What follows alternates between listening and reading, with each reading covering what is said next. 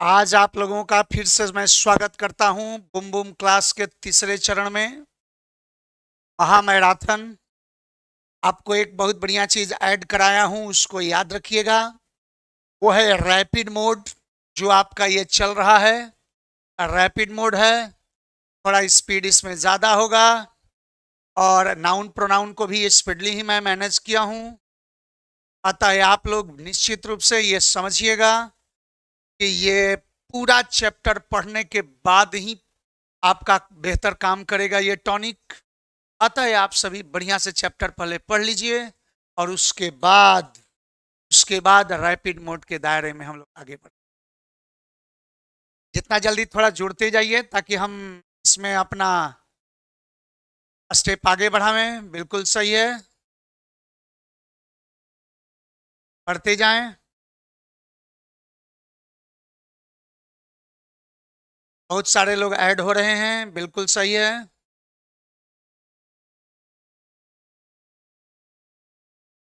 चलते हैं। आपको इंट्रो क्लास में इसमें ध्यान रखें एडजेक्टिव है। ऐसे एक चीज आपको बता देते हैं कि नाउन प्रोनाउन का दायरा में मैं आपको नाउन में 350 प्लस 350 प्लस क्वेश्चन दिया हूं और प्रोनाउन में आपको 330 प्लस क्वेश्चन दिया हूं। एडजेक्टिव का दायरा बहुत बड़ा है। एडजेक्टिव के दायरे में हम आपको करीबन 500 प्लस क्वेश्चन देने जा रहे हैं। तो याद रखें कि जब 500 प्लस क्वेश्चन है तो हमको ये लगा कि क्यों नहीं इसको दो तरह से तोड़ दिया जाए। एक पार्ट को इंट्रोडक्शन पार्ट कर दिया जाए और एक पार्ट को उसका एक्सप्लेनेशन यानी क्वेश्चन का हाई लेवल कर दिया जाए। आपको हमने दो तरह से एडजेक्टिव को बांटने का निर्णय लिया और कहा कि हम दो तरह से आपको एडजेक्टिव बता रहे हैं, दो पार्ट में, दो सेगमेंट में। एक इंट्रोडक्शन लेवल और दूसरा एडजेक्टिव का जो क्वेश्चन होगा वो थोड़ा स्टैंडर्ड लेवल होगा, अपर लेवल होगा। तो 250 क्वेश्चन मैं आपको इंट्रो लेवल का दे रहा हूं और 250 जो क्वेश्चन होगा वो कॉम्प्लिकेशंस के साथ आपको सामने आएंगे। हाल ही में एमटीएस का एग्जाम है, तो एमटीएस के एग्जाम के लिए आपका इंट्रो लेवल जरूर उसको टच कर लेगा जितने क्वेश्चन होंगे। इसलिए आपको इससे नहीं घबराने की जरूरत है। इसलिए 250 का दो मैं सेगमेंट लाया हूं, यानी एक इस सैटरडे 250 क्वेश्चन और फिर अगले सैटरडे भी एडजेक्टिव ही चलेगा जिसमें फिर हम लोग 250 क्वेश्चन जज करेंगे। इधर फेसबुक पर राजू रंजन लिख रहे हैं हाई, विशाल कुमार लिख रहे हैं good morning sir, Ashish Kumar लिख रहे हैं गुड मॉर्निंग सर। फिर आपको यूट्यूब पर विवेक गुप्ता लिख रहे हैं स्टेप आगे बढ़ाइए सर, बिल्कुल आगे बढ़ाते हैं। इसके बाद अभिमन्यु कुमार लिखते हैं राधे राधे। निशु कुमार लिख रहे हैं गुड आफ्टरनून। प्रिंस बैठा लिख रहे हैं कि सर एडवर्ब, पहले भी कोई एडवर्ब एडवर्ब चिल्ला रहा था, लेकिन एक बात बताइएगा ये कैसा कथन है, बिना एडजेक्टिव और वर्ब पढ़े हम एडवर्ब कैसे लेकर आए। सौरभ पटेल अच्छा जवाब दे रहे हैं कि भाई सब चलेगा, थोड़ा पेशेंस रखें। कविता कुमारी लिख रही है कि better than 1000 days of diligent study is one. चलिए आगे बढ़ता हूं, चलिए बढ़ते हैं आगे। हम आपको दर्शा रहे हैं एडजेक्टिव में, थोड़ा सा आप लोग आ जाएं। पहले महामैराथन का आप सेगमेंट देख रहे हैं, रैपिड मोड है और वार्निंग ये है आपके लिए कि कृपया चैप्टर पढ़ने के बाद ही देखें। तो चैप्टर पढ़ जो नहीं पढ़ा है थोड़ा उसको कॉम्प्लिकेशन लगेगा, लेकिन जो चैप्टर पढ़ लिया है उसके लिए टॉनिक का काम करेगा। चलिए बढ़ते हैं आगे। पंकज कुमार यादव भी लिख रहे हैं good morning sir. Sonu Singh लिख रहे हैं मिस यू सर। चलिए बढ़ते हैं आगे।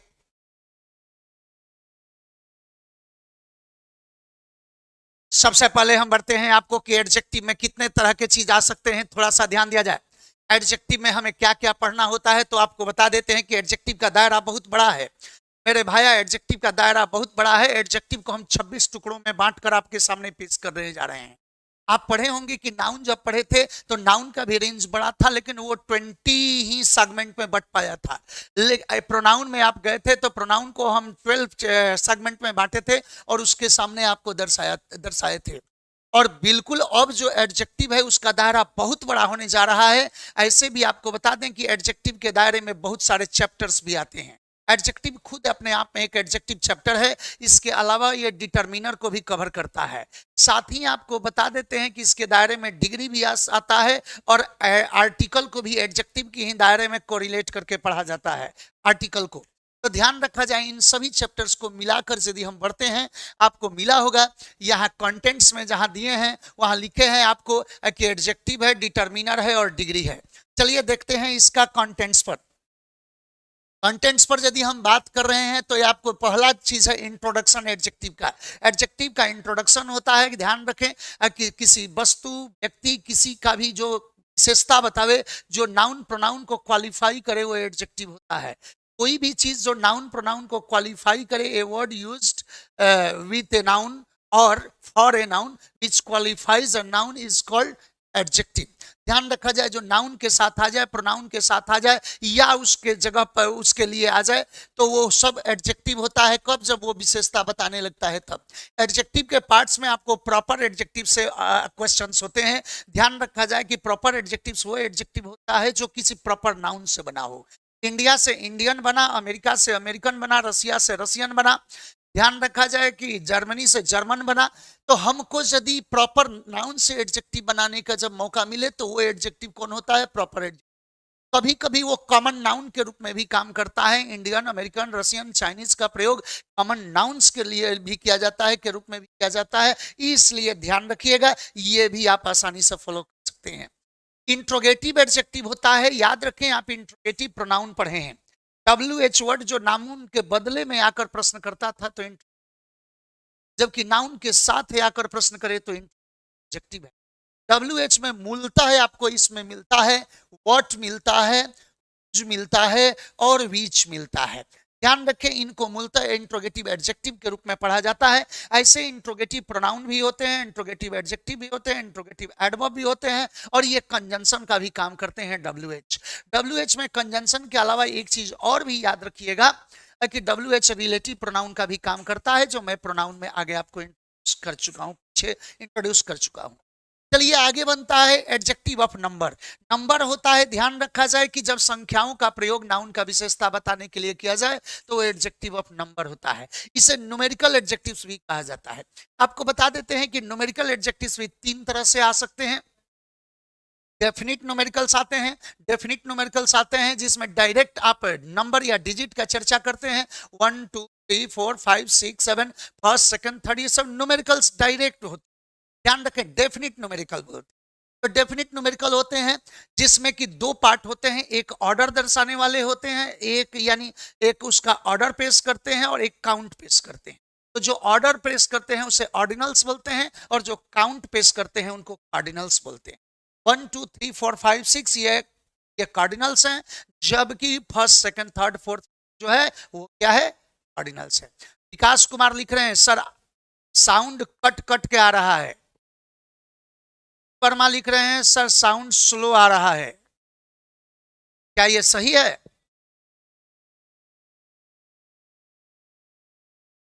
मनीष कुमार लिख रहे हैं कि साउंड ठीक है सर। चलिए ठीक है, आशा है कि सही हो गया होगा। चलिए बढ़ते हैं आगे। फिर आगे कह रहा है क्या कि इसमें मैं बोल रहा था कि न्यूमेरिकल दो तरह के होते हैं, तीन तरह के होते हैं।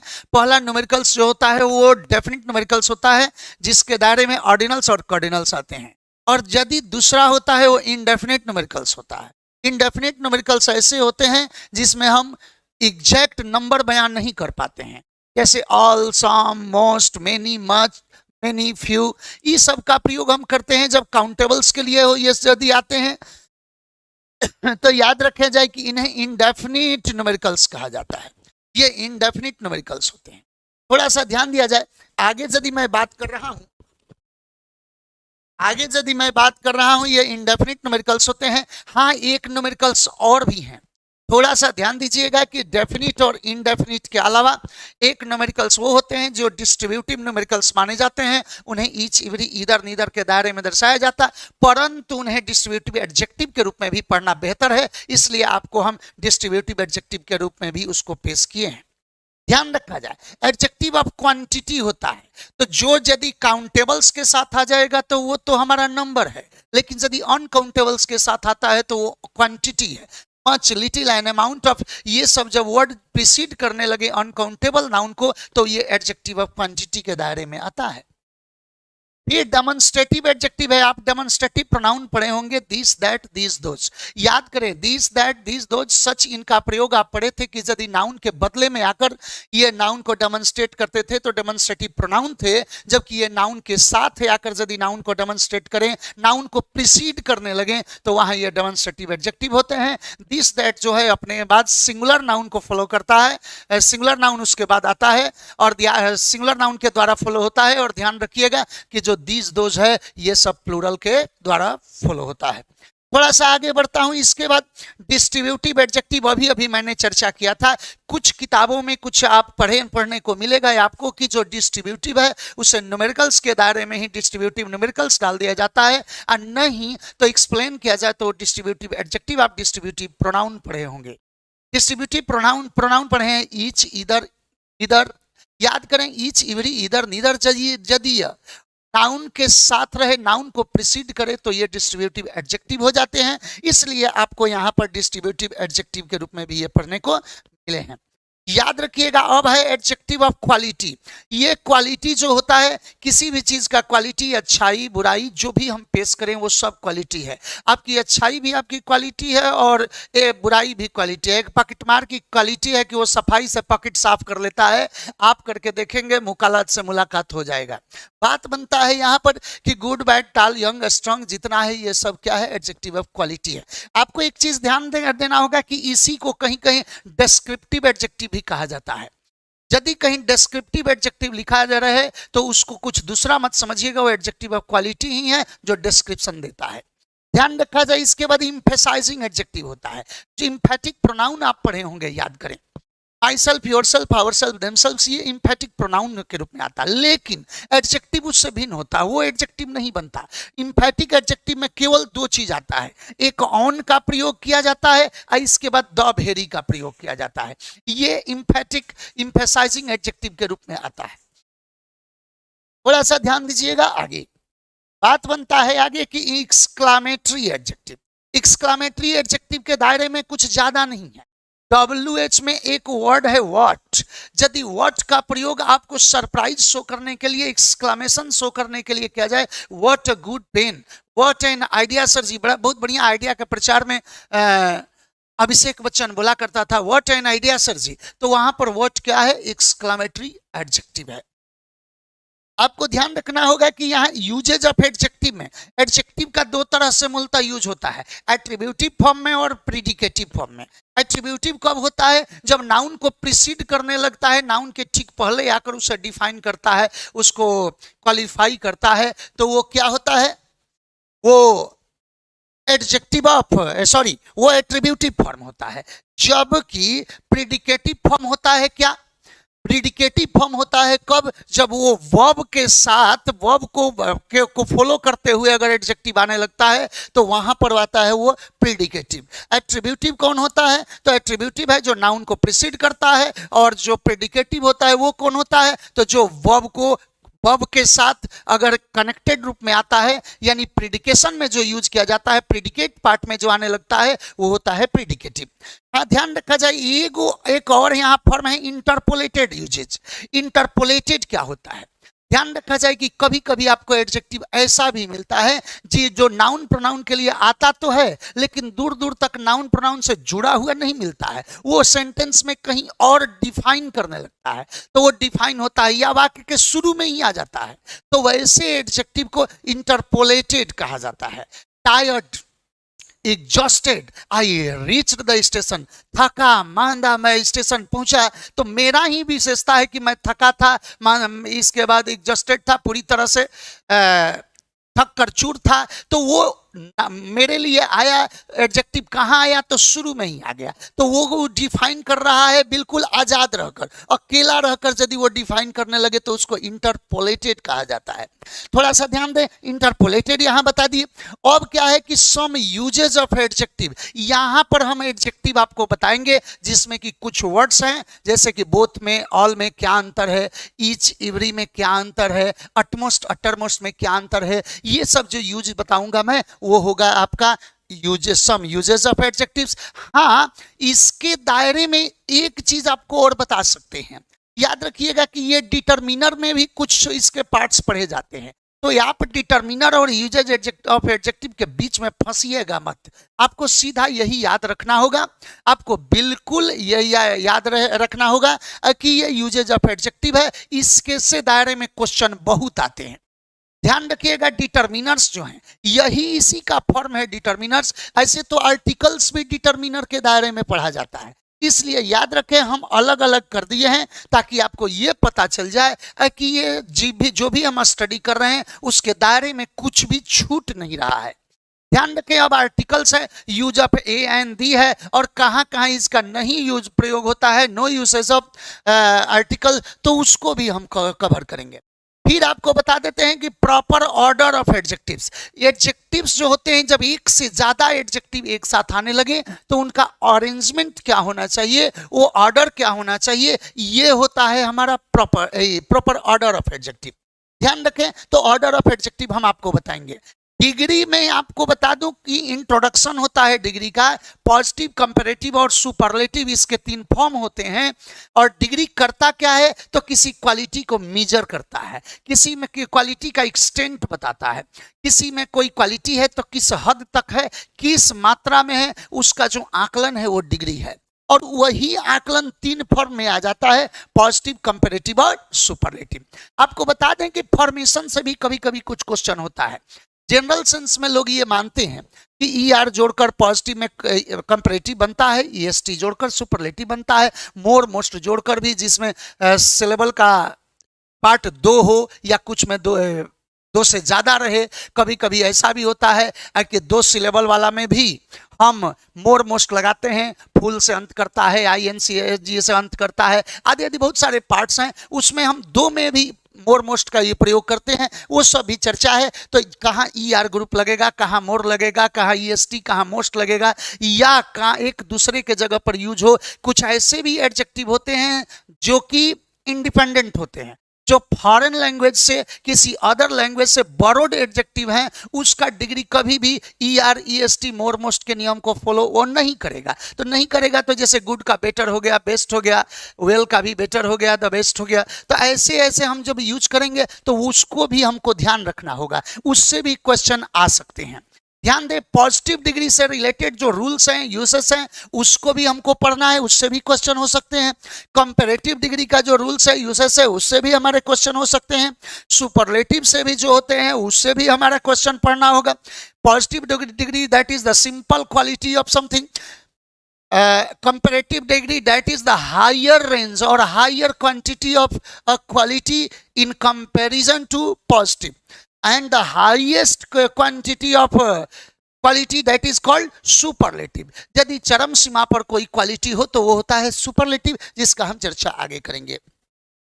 आगे है rules regarding interchange of degree.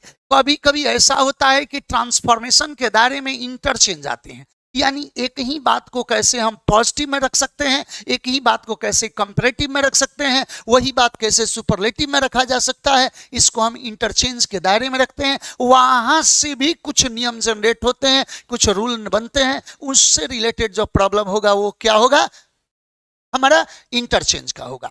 हाँ, एक चीज आपको और ध्यान रखना होगा, एक चीज आपको और ध्यान रखना होगा, थोड़ा सा ध्यान दीजिएगा उसको।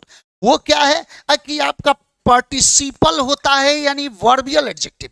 कभी कभी वर्ब से भी एडजेक्टिव ऐसा फॉर्म बनता है जो कि आपको बताते हैं कि प्रेजेंट पार्टिसिपल, पास्ट पार्टिसिपल और परफेक्ट पार्टिसिपल के बारे में पढ़ना होता है। प्रेजेंट पार्टिसिपल, पास्ट पार्टिसिपल और परफेक्ट पार्टिसिपल के बारे में आपको पढ़ना पड़ेगा। ध्यान रखा जाए वो प्रेजेंट पार्टिसिपल क्या है। यदि हम V1 में ING जोड़कर, वर्ब में ING जोड़कर एडजेक्टिव का काम लेने लगे तो वो प्रेजेंट पार्टिसिपल होता है। यदि हम वर्ब के थर्ड फॉर्म से या कुछ और मॉडिफाइड फॉर्म से यदि हम एडजेक्टिव का काम लेने लगे तो वो होता है पास्ट पार्टिसिपल। और यदि हैविंग के साथ पास्ट पार्टिसिपल कभी कभी एडजेक्टिव का काम करता है, उसे हम कहते हैं परफेक्ट पार्टिसिपल। तो याद रखा जाए कि 3 तरह के पार्टिसिपल से भी आपको क्वेश्चन मिलते हैं। प्रेजेंट पार्टिसिपल, ध्यान रखा जाए, this participle shows what condition is running with its noun. First participle shows what condition has happened with the noun, ये बताता है कि क्या घटना चल रही है, ये बोला है कि क्या घटना चल चुकी है। और परफेक्ट पार्टिसिपल बिल्कुल अलग होता है। परफेक्ट पार्टिसिपल जो होता है एक घटना को क्वालिफाई करते हुए दूसरे घटना को जनरेट करता है। तो याद रखिएगा कि ये परफेक्ट पार्टिसिपल है। आगे आपको फॉर्मेशन ऑफ एडजेक्टिव से भी क्वेश्चन होते हैं। कभी कभी कुछ नाउन से एडजेक्टिव बनाया जाता है, कुछ वर्ब से एडजेक्टिव बनाया जाता है, कभी कभी एडजेक्टिव और एडवर्ब एक दूसरे को रिप्लेस करते हुए भी एक दूसरे को धोखा देने लगते हैं, तो वहां पर भी हमको एडजेक्टिव से क्वेश्चन मिलता है। ये रहा है आपका 26 तरह का क्वेश्चन जो आपको एडजेक्टिव चैप्टर में पढ़ना है। हम इन सब से आपको रूबरू कराएंगे। और चलिए अब मिलते हैं आपको क्वेश्चन की दुनिया में। आप सभी को बिल्कुल स्वागत है। एक बार फिर से ये कहने जा रहा हूं कि अश्वमेध का तीसरा अश्व छोड़ रहा हूं। किसी को लगाम पकड़ना हो तो आसानी से पकड़ ले और उसके बाद वो आए और इससे ये रिकॉर्ड को तोड़े। इसके बाद हम अगला रिकॉर्ड बनाने को तैयार हैं। चलिए आप सभी को शुभकामना। अंकित कुमार लिख रहे हैं गुड मॉर्निंग सर। इसके बाद इंडियन रेलवे आईआर लिख रहे हैं all is well sir. Pradeep Paswan लिख रहे हैं गुड मॉर्निंग सर। राजन चौहान गुड आफ्टरनून लिख रहे हैं। तनवीर आलम गुड नून लिख रहे हैं। मनीष यादव लिख रहे हैं good afternoon sir. Smile please offline नहीं चलता है। अब क्या, क्यों बाबू? ऑफलाइन बिल्कुल चलता है और बहुत शानो शौकत से चलता है।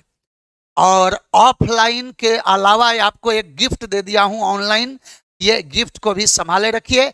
और एक बात आपको बता देता हूं कि ऑनलाइन आपके लिए एक असिस्टेंस का काम कर रहा है, एक आपके लिए एक्जिलरी है। ये मत समझिएगा, इसी पर आधारित मत होइएगा। बिना ऑफलाइन कहीं भी पढ़ाई होता हो, एक दावा का आपको बता देते हैं कि बिना बढ़िया से ऑफलाइन का तैयारी किए, बिना कॉपी किताब से उलझे, केवल ऑनलाइन के बदौलत किसी की बादशाहत नहीं हो सकती। हाँ, ऑनलाइन इतना जरूर आपको मदद कर सकता है कि यदि ऑफलाइन में थोड़ा कॉपी किताब से आप लगे हैं, थोड़ा भी अगर मेहनत कर रहे हैं, कॉपी किताब से उलझते हैं, तो ऑनलाइन आपको इस लेवल का जरूर बना देगा दोनों का कोलैबोरेशन से कि आप एग्जाम आसानी से क्रैक कर सकते हैं। लेकिन केवल आश्रित हो जाइएगा तो ये नहीं संभव है। चलिए बढ़ता हूं आगे। और ये भी नहीं कह रहा हूं पढ़ने पढ़ाने वाले के लिए सब कुछ हो सकता है, ये सब आपके सिंसियरिटी पर निर्भर करता है। बढ़ते हैं आगे। क्वेश्चन की दुनिया में आप सभी का स्वागत है। चलिए, इधर मनीष मेहता के लिख रहे हैं good afternoon sir. Pankaj Ganesh भी लिख रहे हैं नमस्कार sir.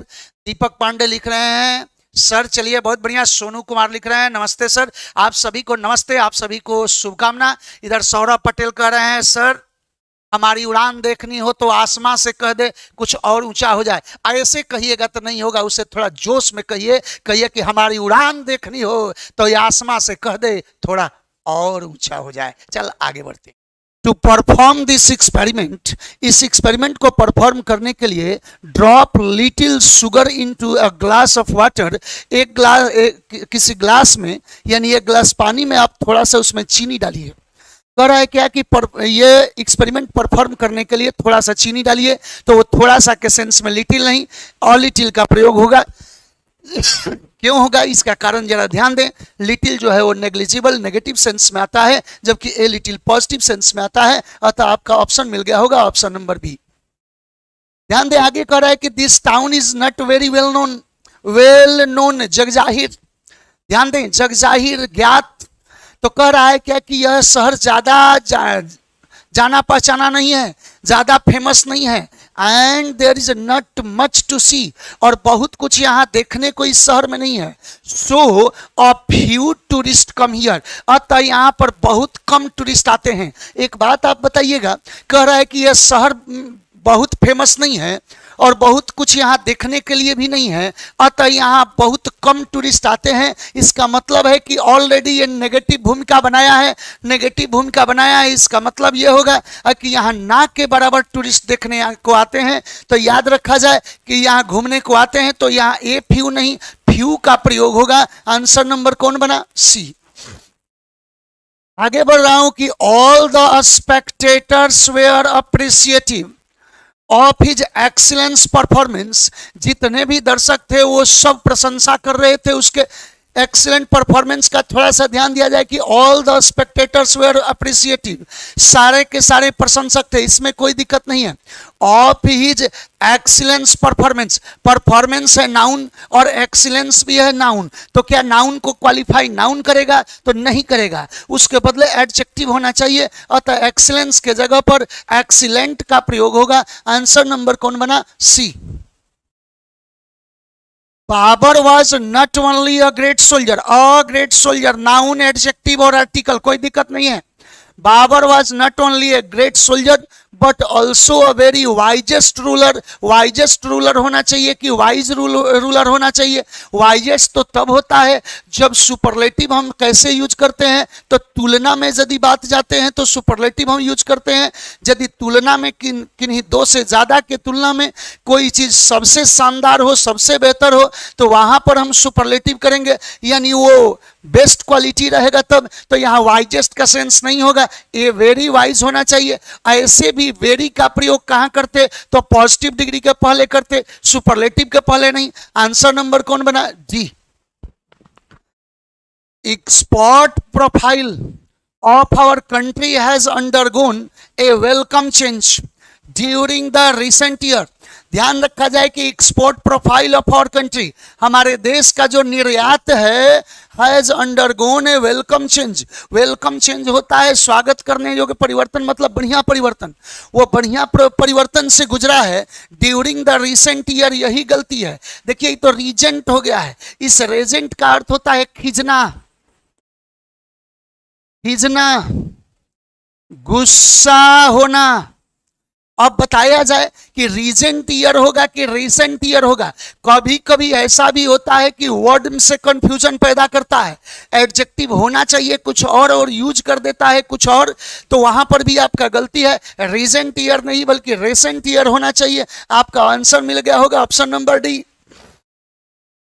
The merger talks have taken longer, merger talks जो विलय के लिए टॉक था वो लंबा चला। That we anticipated because of the financial crisis, कह रहा है क्या कि वित्तीय घाटा के वजह से, वित्तीय अभाव के वजह से जो ये मर्जर का टॉक है वो बहुत लंबा चला, जो मैं आशा किया था उससे कहीं ज्यादा लंबा चला। तो कह रहा है क्या कि जो मर्जर टॉक्स है हैव टेकन लॉन्गर दैट कि लॉन्गर देन वी एंटिसिपेटेड, जितना हम कयास लगाए थे हम लोग उससे कहीं ज्यादा चला, अतः यहाँ दैट नहीं देन होगा। आंसर नंबर कौन बनेगा? बी। ये कंपेरिजन का बात हो रहा है कि जो हम कयास लगाए थे कहीं उससे ज्यादा चला, अतः यहाँ पर देन का प्रयोग होगा। आंसर नंबर मिल गया होगा। अंडर द स्कीम, इस स्कीम के तहत banks provide loan to a small and medium enterprises, इस स्कीम के तहत जो बैंक्स हैं वो मझले और छोटे व्यापारियों को लोन प्रोवाइड करते हैं at 2% lower the market rate, market rate से 2% कम में वो प्रोवाइड करते हैं। तो एक बात बताइए, मार्केट रेट से तुलना हो रहा है कि उसमें 2% कम, तो वहां लोअर तो लगाया है लेकिन देन छोड़ दिया है, lower than the market rate होना चाहिए। आंसर नंबर कौन बन गया है? D. I tried on both the dresses, try on प्रयास करना या ये कहें कि पहन कर देखना, मैंने दोनों ड्रेस को पहनकर देखा। एंड फाइनली डिसाइडेड, और अंततः डिसाइड किया two by the expensive one, जो महंगा वाला था उसको हम खरीदने का डिसाइड किए। तो एक बात बताइएगा कि हम दोनों ड्रेस पहन कर देखे और अंततः महंगा वाला डिसाइड किए खरीदने का कि ज्यादा महंगा वाला, क्योंकि महंगा कब होता, यदि हम एक का बात कहते तो कहते कि महंगा था, और यदि दो का चर्चा कर रहे हैं तो वहां कंपैरिजन करेंगे कि उसमें ज्यादा महंगा वाला को हम खरीदने का निर्णय किए, तो वहां बाई द एक्सपेंसिव नहीं बल्कि द मोर एक्सपेंसिव होना चाहिए, यहाँ मोर एक्सपेंसिव वन होना चाहिए। Answer number C. यही यदि दो से ज्यादा ड्रेस होता तो द मोस्ट एक्सपेंसिव वन हो जाता। आंसर नंबर सी बना। The faster he adjusts to a novel situation, the soon will he be rewarded. कह रहा है क्या कि जितना जल्दी वो इस परिस्थिति में, इस बढ़िया परिस्थिति में ढलेगा, उतना जल्दी उसको इसका फायदा मिलेगा। तो एक बात बताइएगा, the faster he adjust to a novel situation. आपको बता दें कि इसे हम रेसिप्रोकल कंपैरिजन कहते हैं, रेसिप्रोकल कंपैरिजन कहते हैं, इसको हम पैरेलल कंपैरिजन भी कहते हैं। अब आपको बता देते हैं कि पैरेलल कंपैरिजन में क्या होता है कि दो घटनाओं को कंपैरेटिवली जज किया जाता है। यानी कह रहा है क्या कि एक दूसरे पर ये दोनों घटनाएं आधारित होती हैं और उनका कंपैरिजन किया जाता है। तो the faster he adjust to a novel situation, the soon के जगह द सूनर होगा। इसका स्ट्रक्चर क्या होता है जरा वो देख लीजिए। स्ट्रक्चर होता है कि the plus comparative form plus clause plus the plus comparative form plus clause, इस सेंस में यह स्ट्रक्चर आता। तो देखिए दी कंपैरेटिव फॉर्म के बाद ये क्लाउज है, फिर यहां पर द सून लिखा है जो द सूनर होना चाहिए, तब क्लाउज है आगे। आंसर नंबर सी होना चाहिए। The soldier said firmly, soldier बहुत दृढ़ता से कहा, सैनिक बहुत दृढ़ता से कहा, that he would rather starve than stealing to get what he needed. कह रहा है क्या कि जो उसे जरूरत था, अगर वो चीज करेगा, the soldier said firmly that he would rather starve, वो भूखे मरना पसंद करेगा, दैन स्टीलिंग। देखिए राइदर के साथ दैन तुलना आता है, कोई दिक्कत नहीं है, लेकिन दोनों पार्ट सेम होना चाहिए।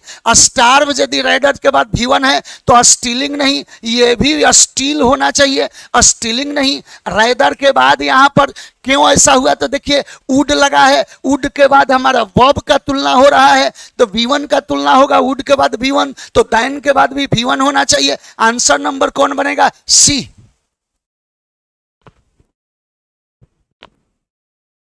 ध्यान दिया जाए, nowhere is the resulting confusion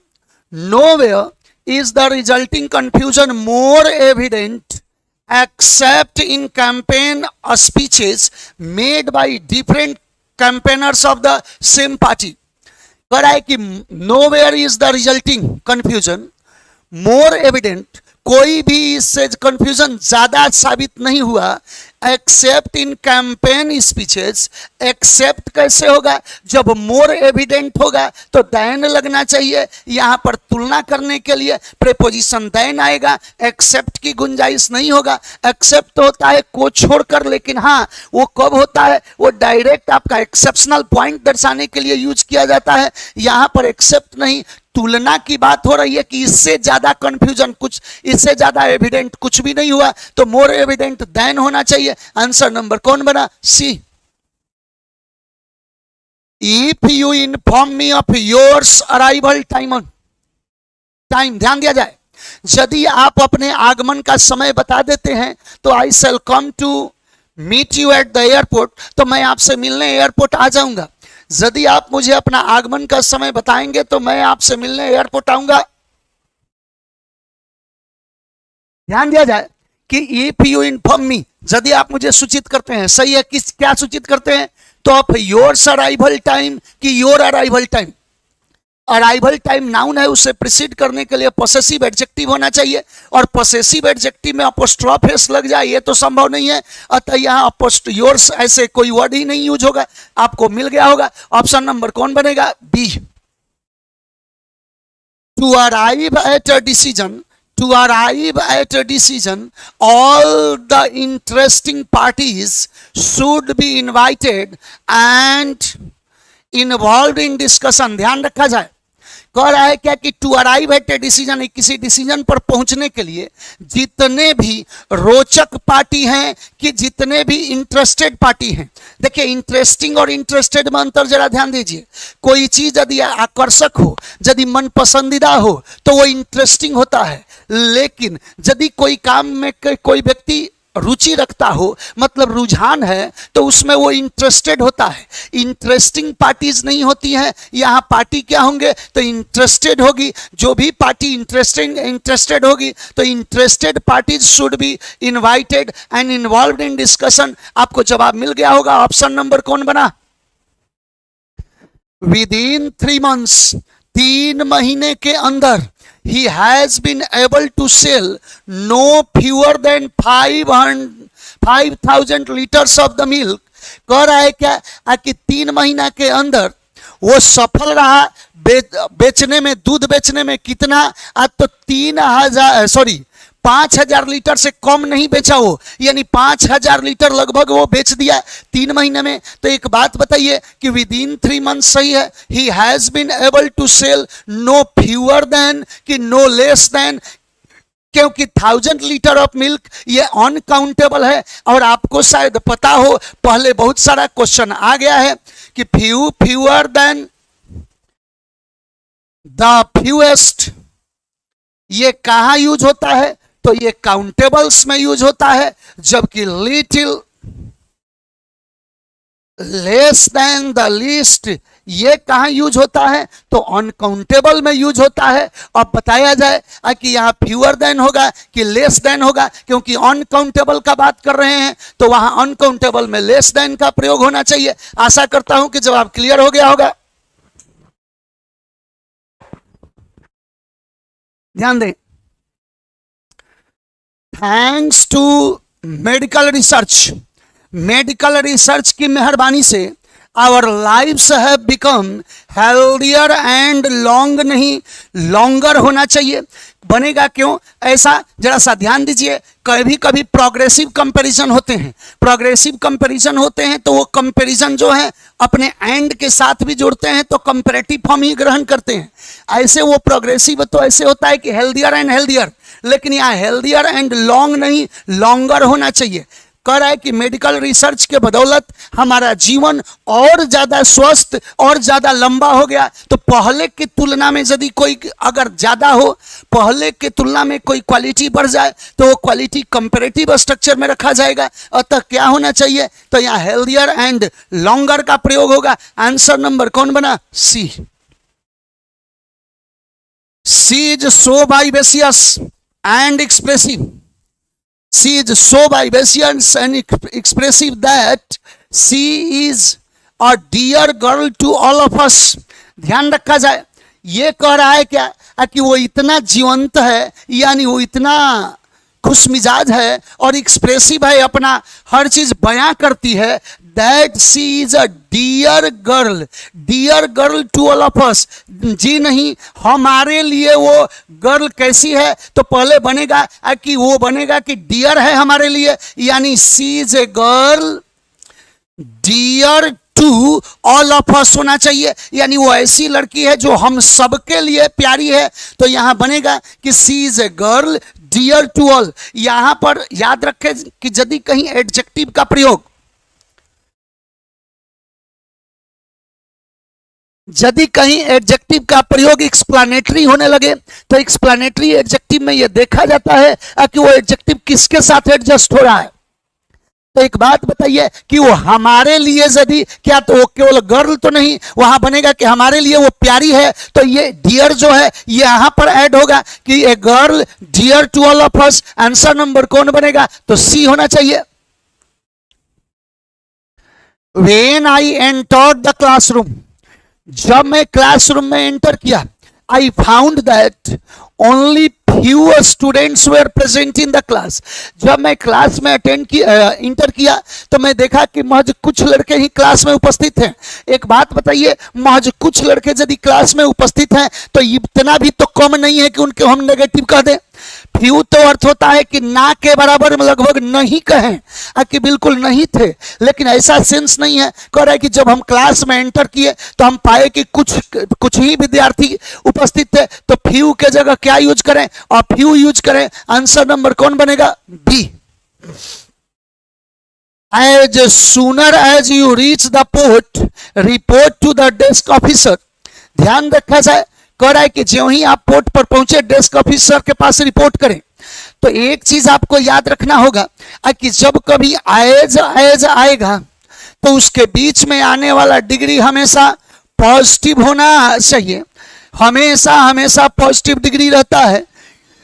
तो जब एज एज के बीच में बात करने लगे तो एज सूनर एज के एज सून एज, ऐसे भी आप पढ़े होंगे कि कहीं भी कंजंक्शन में भी यूज होता है तो एज सून एज यूज होता है, एज सूनर एज नहीं यूज होता है, अतः एज सून एज का प्रयोग करेंगे। आपको जवाब मिल गया होगा। ऑप्शन नंबर कौन बन गया? ए। यहीं पर गलती है। She is a very close girl to my heart. फिर वही क्वेश्चन है जो डियर के साथ अभी आया था। ध्यान रखे, ऐसा क्वेश्चन जो है अभी नए सिरे से ये क्वेश्चन डाल रहा है, पहले ऐसा क्वेश्चन नहीं पूछता था लेकिन क्वेश्चन डाल रहा है, इसलिए आपको ध्यान रखना होगा। And it would be very difficult for me to live rest of my life without her. कह रहा है क्या कि she is a very close girl to my heart. Girl to my heart कि क्लोज टू माई हार्ट? तो बनेगा कि she is a girl, she is a girl very close, she is a girl very very close to my heart. यहां पर very close add करेंगे और तब हो जाएगा कि वो मेरे दिल के बहुत नजदीक है। And it would be very difficult for me, और मेरे लिए बहुत मुश्किल होगा to live rest of my life without her. उसके बिना जीवन गुजारना बहुत मेरे लिए कठिन हो जाएगा। तो यहां पर बनेगा कि she is a girl very close to. Answer number कौन बनेगा? A. Although he is my bosom friend, यद्यपि वो मेरा जिगरी दोस्त है। Although he is my bosom friend, यद्यपि वो मेरा जिगरी दोस्त है। बॉसम फ्रेंड का अर्थ होता है जिगरी दोस्त। I can not ask him for money, यद्यपि वो मेरा जिगरी दोस्त है फिर भी मैं उससे पैसे का डिमांड नहीं कर सकता। विदाउट सम रीजन कि विदाउट एनी रीजन। ध्यान दें, सम का प्रयोग और एनी का प्रयोग प्रीडिकेटिव पार्ट में कैसे होता है, प्रेडिकेशन में कैसे होता है? तो सम पॉजिटिव सेंस में यूज किया जाता है और एनी नेगेटिव सेंस में यूज किया जाता है। सम पॉजिटिव में he has given me some money, he has not given me. अब सम मनी नहीं बल्कि क्या होना चाहिए? Any money. आपको जवाब मिल गया होगा। तो यहां सम के जगह एनी यूज करेंगे। कि यहां कह रहा है कि I can not ask him for money, मैं उसे पैसा नहीं मांग सकता विदाउट सम रीजन की एनी रीजन। आंसर नंबर कौन बना? The condition of his health is getting more and more verse. देखिए, मोर एंड मोर वर्स। फिर यहीं पर मैं बोला हूं अभी अभी की प्रोग्रेसिव कंपैरिजन कर रहा है कि and now we can not do anything. The condition of his health is getting more and more worse. कैसे होगा हुजूर? मोर एंड मोर कंपेरेटिव है, वर्स भी कंपेरेटिव है। ऐसा नहीं होता है, यहां पर कंपेरेटिव को डबल कर दिया जाता है। कब? जब प्रोग्रेसिव कंपैरिजन का बात करें तब। मैं कहूं कि वह दिनों दिन मोटा होते जा रहा है, he is getting fatter and fatter. स्थिति बद से बदतर होते जा रही है। The situation is going worse and worse. यहां पर मोर वर्स ऐसा कुछ नहीं होगा, तो यहां पर मोर हट जाएगा, सीधे बनेगा आपका कि the health is his health is getting worse and worse होना चाहिए। यहां मोर एंड मोर वर्स नहीं होगा। आंसर नंबर कौन बनेगा? बी, क्योंकि बैड का कंपैरेटिव वर्स होता है और वर्स में मोर लगाना यह संभव नहीं होगा। ध्यान दिया जाए। मच टू हिज फॉर्चून, उसका सौभाग्य है यह कि he married a girl who was more tall and lovelier than her elder sister. उसका वो सौभाग्य है कि वो ऐसी लड़की से शादी किया जो उसके बहन के तुलना में लंबी थी और ज्यादा सुंदर थी। तो ध्यान रखा जाए कि मच टू हिज फॉर्चून, ध्यान रखा जाए। कह रहा है क्या कि much to his fortune he married a girl who was more tall. क्या टॉल का कंपैरेटिव मोर टॉल होगा कि टॉलर होगा? तो taller and lovelier than her elder sister. तो यहां पर ऑप्शन क्या होगा? यानी उस लड़की के वो बड़ी बहन से के तुलना में वो लड़की ज्यादा लंबा और सुंदर थी। तो ऑप्शन क्या बनना चाहिए यहां पर कि मोर हटेगा टॉल में, टॉलर हो जाएगा। Answer number B.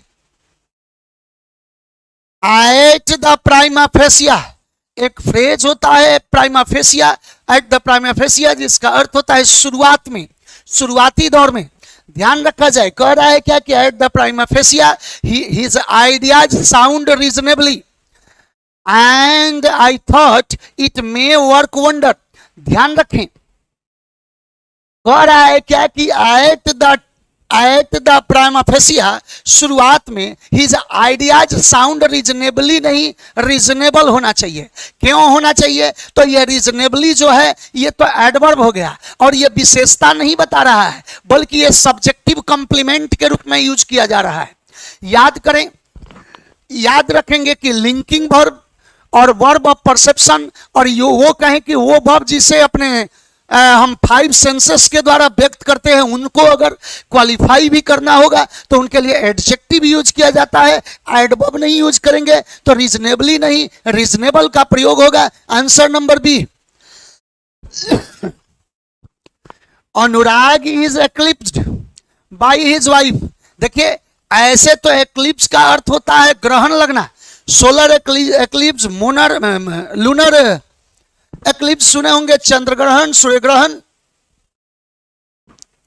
ध्यान रखा जाए, यहां पर कह रहा है कि अनुराग इज एक्लिप्स, ऐसे यहां झलक दिखाना होता है या झटका देना जो कहें, by his wife who is cleverer and amusing than he is, जो कि उसके तुलना में ज्यादा चालाक भी थी और ज्यादा इंटरटेनिंग भी थी। तो ध्यान रखा जाए कि अनुराग इज एक्लिप्स्ड, ये तो सही है, बाय हिज वाइफ ये भी सही है, हु इज क्लेवरर, क्लेवर का कंपैरेटिव क्या हो गया? तो क्लेवरर। और जब एंड से जुड़ा तो आगे भी कंपैरेटिव होना चाहिए, तो यहाँ अम्यूजिंग नहीं मोर अम्यूजिंग होना चाहिए। आंसर नंबर कौन बनेगा? सी। जब एंड से जुड़ा तो दोनों पार्ट तो कंपैरेटिव ही ना होना चाहिए, अतः क्या होना चाहिए? ऑप्शन नंबर कौन बना? सी। Shyam is equally as intelligent as Arvind, said one of their common friends at the institute. ध्यान दे, Shyam is equally as intelligent as Arvind, इधर भी एज इंटेलिजेंट सही है, परंतु जब एज खुद सिमिली बताता है, एज सिमिली के लिए यूज किया जाता है, मतलब कि बराबर का कंपैरिजन दर्शाने के लिए आता है। तो यदि बराबर का क्वालिटी दर्शाने के लिए आता है तो एज जब आ ही गया तो ये इक्वली वर्ड क्यों होना चाहिए? क्योंकि एज भी तो इक्वल का बात करता है, अतः इक्वली के साथ एज का प्रयोग गलत है, यहां पर इक्वली सुपरफ्लुअस होगा, इक्वली हटा देंगे। आंसर नंबर कौन बनेगा? ए।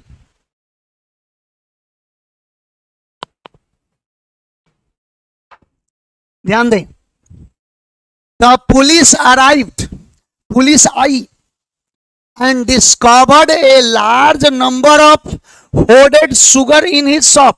और उसके शॉप में, उसके दुकान में जो जमाखोरी किया हुआ, जो चीनी था, भारी मात्रा में चीनी बरामद की। तो एक बात बताया जाए कि the police arrived and discovered a large number of किसके लिए यूज करते हैं बाबू? तो ये काउंटेबल्स के लिए यूज करते हैं, लेकिन यदि हमें अनकाउंटेबल चीनी के लिए यूज करना हो तो ए लार्ज नंबर ऑफ नहीं, ए लार्ज अमाउंट ऑफ होना चाहिए, या ये कहें कि एन अमाउंट ऑफ यूज करें तो a large amount of hoarded sugar होना चाहिए। आंसर नंबर कौन बना? बी। ध्यान रखें, और नहीं तो ए लॉट ऑफ शुगर कर दें तो भी चलेगा, क्योंकि ए लॉट ऑफ काउंटेबल और अनकाउंटेबल दोनों के लिए यूज होता है। तो ऑप्शन आपको मिल गया होगा। A great deal of sugar भी हो सकता है। ध्यान दें, the interviewer asked the candidates, interviewer ने कैंडिडेट से कहा to what district he came from, कि वह किस डिस्ट्रिक्ट से आया है। इंटरव्यूअर ने पूछा कैंडिडेट से कि वो किस डिस्ट्रिक्ट से आया है, तो ये यूज क्या किया है, थोड़ा सा ध्यान दीजिए कि व्हाट डिस्ट्रिक्ट, ये गलती है। जब कहीं सेलेक्टिव सेंस में अगर आपको प्रश्न करना हो तो न हु आता है न व्हाट आता है, एकमात्र ऑप्शन आपके पास विच का ऑप्शन होता है। ध्यान दें, व्हाट कलर नहीं, बेहतर होगा सिलेक्शन में यूज करें विच कलर। हु स्टूडेंट्स की विच स्टूडेंट, वहां विच स्टूडेंट्स दोनों चलेगा, लेकिन याद रखा जाए कि व्हाट डिस्ट्रिक्ट के जगह उसी तरह क्या यूज करोगे? Which district. आंसर नंबर कौन बना? Mostly of the newly recruited officers have no experience in the banking sector. कह रहा है क्या कि बैंकिंग सेक्टर में अधिकांश जो रिक्रूटेड ऑफिसर्स थे, नए जो ऑफिसर्स थे, उनका बैंकिंग सेक्टर में कोई एक्सपीरियंस नहीं था। तो मोस्टली ऑफ नहीं बल्कि मोस्ट ऑफ होगा। ऑफ के पहले आपको यूज करना होगा तो आप प्रोनाउन फॉर्म यूज करेंगे, मोस्टली का प्रयोग नहीं करेंगे। मोस्टली तो ऐसे यूज होता है कब, जब एडजेक्टिव फॉर्म में यूज करें।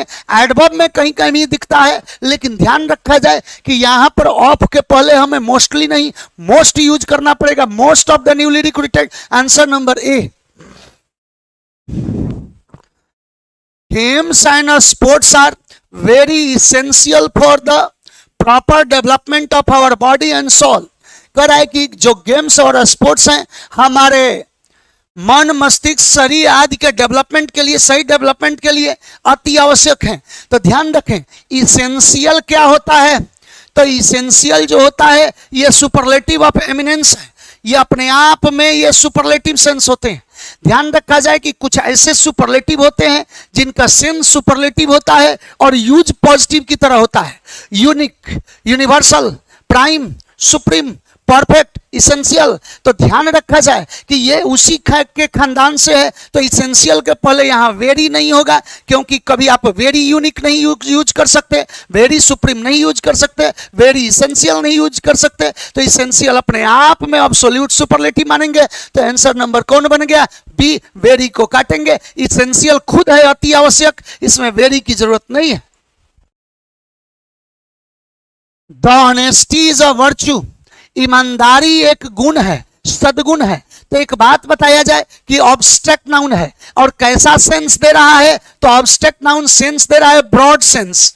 कैसा? तो ब्रॉड सेंस। साफ साफ कहें कि universal sense, universal sense they रहा है। तो यूनिवर्सल सेंस देगा तो ऑब्स्ट्रैक्ट नाउन आर्टिकल नहीं लेगा। यूनिवर्सल सेंस देने वाले नाउन से कोई आर्टिकल हटा लिया जाता है, चाहे जो है वो जिस तरह का नाउन होगा। तो द ऑनेस्टी हटेगा। Answer number A.